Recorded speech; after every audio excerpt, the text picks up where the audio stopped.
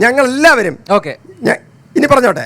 അത് കഴിഞ്ഞ് അദ്ദേഹം പറഞ്ഞു ഈ ശബരിമല വിഷയത്തിൽ നാണവും മാനവും ഉണ്ടെങ്കിൽ പത്മകുമാറിനെതിരെ ഒരു സസ്പെൻഷനെങ്കിലും, കുറ്റാരോപിതനാണോ ആരോപിതനല്ലേ അതെല്ലാം അവിടെ ഇരിക്കട്ടെ, എന്തായാലും ആ മാന്യദേഹം ജില്ലാ കമ്മിറ്റി അംഗം ഇപ്പോൾ ജയിലിലാണ്. ഇനി ജില്ലാ കമ്മിറ്റി അംഗം അടുത്ത ജില്ലാ കമ്മിറ്റി കൂടുമ്പോൾ ജയിലിലിരുന്ന് ഗൂഗിൾ മീറ്റിലൂടെ ജില്ലാ കമ്മിറ്റി പങ്കെടുക്കാൻ സാധ്യതയുണ്ടോ എന്ന് നോക്കരുത്. വാസു എന്ന് പറയുന്നത് ഇതൊരു സ്വർണം തുടർച്ചയാണ്.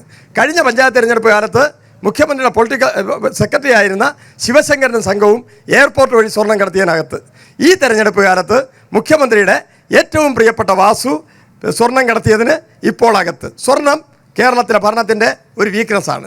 എയർപോർട്ട് വഴിയായാലും ശബരിമലയിലായാലും സ്വർണം കണ്ടാൽ പ്രധാനപ്പെട്ട ആളുകളെ അയച്ച് അടിച്ചു മാറ്റും എന്നുള്ളത് ഉറപ്പാണ്. അപ്പോൾ ആദ്യം നിങ്ങൾ ചെയ്യേണ്ടത് വാസുവിനെയും പത്മകുമാറിനെതിരെ ഒരു വരിയിൽ ഒരു നടപടിയെടുത്തിട്ട് നിങ്ങൾ ഈ വിഷയത്തെക്കുറിച്ച് സംസാരിക്കണം.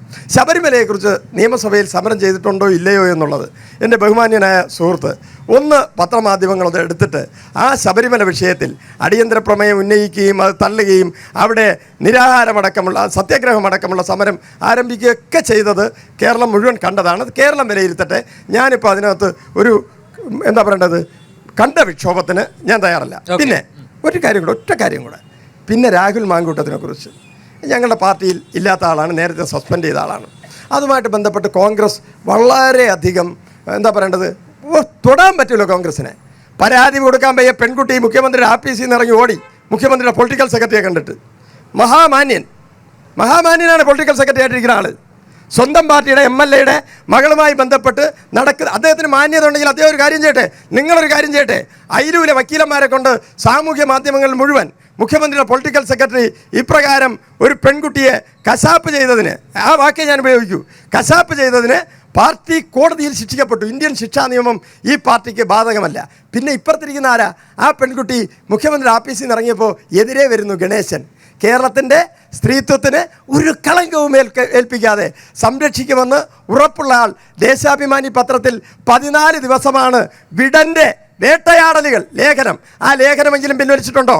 അത് കഴിഞ്ഞ് ആ പെൺകുട്ടി താഴേക്ക് വന്നപ്പോൾ പൂച്ചക്കുട്ടിയുടെ ശബ്ദത്തിൽ മറ്റൊരു മന്ത്രി വരുന്നു, സാക്ഷാൽ ശ്രീമാൻ ശശീന്ദ്രൻ. പൂച്ച കരയുന്നത് പോലെ കരഞ്ഞുകൊണ്ട് വരികയാണ് ശശീന്ദ്രൻ. കേരളത്തിലെ സ്ത്രീ സുരക്ഷ കെങ്കേമമാണ്. അവിടെ നിന്നിറങ്ങി ആ കുട്ടി മസ്കറ്റ് ഹോട്ടലിൻ്റെ അടുത്തെത്തിയപ്പോൾ അതാ വരുന്നു തീവ്രത കുറഞ്ഞ പീഡനം നടത്തിയ KTDCയുടെ ചെയർമാൻ, പഴയ MLA, ഞാൻ പേര് പറയുന്നില്ല. അവിടെ നിന്നിറങ്ങിയപ്പോൾ AKG സെൻ്ററിൻ്റെ അടുത്ത് ആ കുട്ടി കണ്ടതാരാ? മൂന്നാറിൽ തണുപ്പുണ്ടെന്ന് സ്വപ്ന സുരേഷിനോട് പറഞ്ഞ പഴയ നമ്മുടെ ധനകാര്യ വകുപ്പ് മന്ത്രി. മൂന്നാറിൽ തണുപ്പുണ്ട് എന്ന് പറഞ്ഞ ധനകാര്യ വകുപ്പ് മന്ത്രി പറഞ്ഞോട്ടെ. അവിടെ നിന്നിറങ്ങി വന്നപ്പോൾ ഇപ്പുറത്തിരിക്കുകയാണ് സാക്ഷാൽ ശ്രീരാമകൃഷ്ണൻ. അണ്ണൻ മലന്ന് കിടന്നുകൊണ്ടാണ് 4 കുപ്പിയും വെച്ചിട്ട് സെൽഫി എടുത്ത് ആളുകൾക്ക് അയച്ചു കൊടുക്കുന്നത്. കേരളത്തിലെ സ്ത്രീകൾ പേടിക്കാത്ത രൂപങ്ങളാണ്. പിന്നൊരാളെ നമ്മൾ ചാനൽ ചർച്ചയിൽ നിന്ന് മാറ്റി നിർത്തിയിട്ടുണ്ട്. ഒരു യുവ സുഹൃത്താണ്, ഞാൻ പേരൊന്നും പറയുന്നില്ല. എന്തിൻ്റെ പേരിലാണ് മാറ്റി നിർത്തിയത്? പരാതി വന്നല്ലോ, കേരളത്തിലെ പോലീസിന് കൊടുത്ത് അന്വേഷിക്കാൻ തയ്യാറുണ്ടോ? ഇനിയാണ് ഏറ്റവും മഹാനായ കൊല്ലത്തെ MLA. അപ്പോൾ ചരിത്ര പ്രസംഗം നടത്തുമ്പോൾ ഇവർക്കൊക്കെ എതിരെ എന്ത് നടപടിയാണ് എടുത്തത്? പാർട്ടി അംഗത്വത്തിൽ നിന്ന് പുറത്താക്കിയോ? പാർട്ടി കമ്മിറ്റിയിൽ നിന്ന് പുറത്താക്കിയോ? ഇരിക്കുന്ന സ്ഥാനങ്ങളിൽ നിന്ന് പുറത്താക്കിയോ? ഇതൊന്നുമില്ലാതെ അല്പം ഉറച്ച ശബ്ദവും ഞങ്ങൾ ഇങ്ങനെയാണ് എന്ന് ആവർത്തിച്ച് പറയാനുള്ള അഹങ്കാരവും ഉണ്ടെന്ന് വെച്ചിട്ട് ഏതെങ്കിലും ഒരു വിഷയത്തെ വെച്ച് ഒരു രാഷ്ട്രീയ പ്രസ്ഥാനത്തെ മൊത്തത്തിൽ കളങ്കപ്പെടുത്തരുത്. 10 വിരലുമില്ലാതെ ഒരു നഖം മുറിഞ്ഞ് നിൽക്കുന്നവനെ നോക്കി കളിയാക്കരുത്.